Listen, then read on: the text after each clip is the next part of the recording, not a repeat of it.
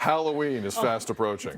And you know what that means, scary story time. Here to tell us about the haunting of Gibraltar Point and the beer that came out of it is historian and host of the Old Toronto series, Morgan Cameron Ross. Morgan, good morning. How you doing?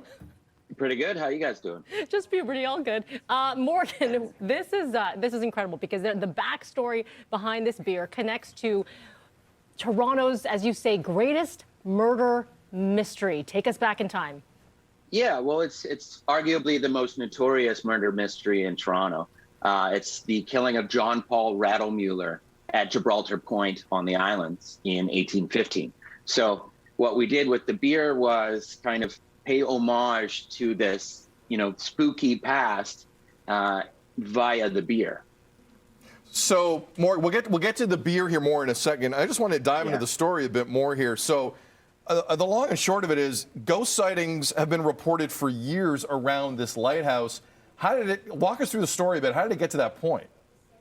So, John Paul Rattlemuller was a German man from Bavaria. He was the original lightkeeper at the Gibraltar Point lighthouse. So, it opened in 1809, and he was the first lighthouse keeper. So he was there for a few years, and he went through the War of 1812, and it was happening literally right there. Hundreds of men died during the Battle of York, right across the water. So he lived through that, but then in 1815 he was murdered, which became this historically important thing. Although there are some gray areas of what actually happened and when. So Morgan, this beer of the haunting of Gibraltar Point. So this is teaming up with a long slice, and it's paying homage to this murder mystery. So how do you make that connection? The beer, I know, is bootleg beer that the lighthouse keeper was making, but in the mix, how does this all work?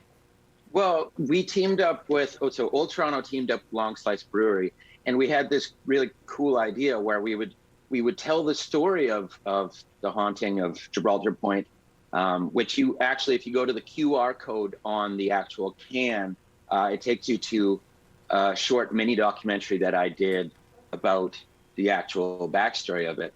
But we teamed up with them, and they had the cool idea of trying to emulate what the beer that he bootlegged at the lighthouse would have tasted.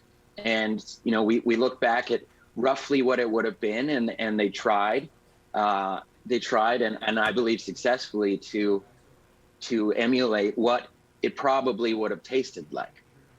It is quite the palate, Morgan, to believe that you have nailed 1815 beer. But I've talked to you enough. I know how much you're one of the smartest guys out there. When you say you've done it, I buy it, so I'm in.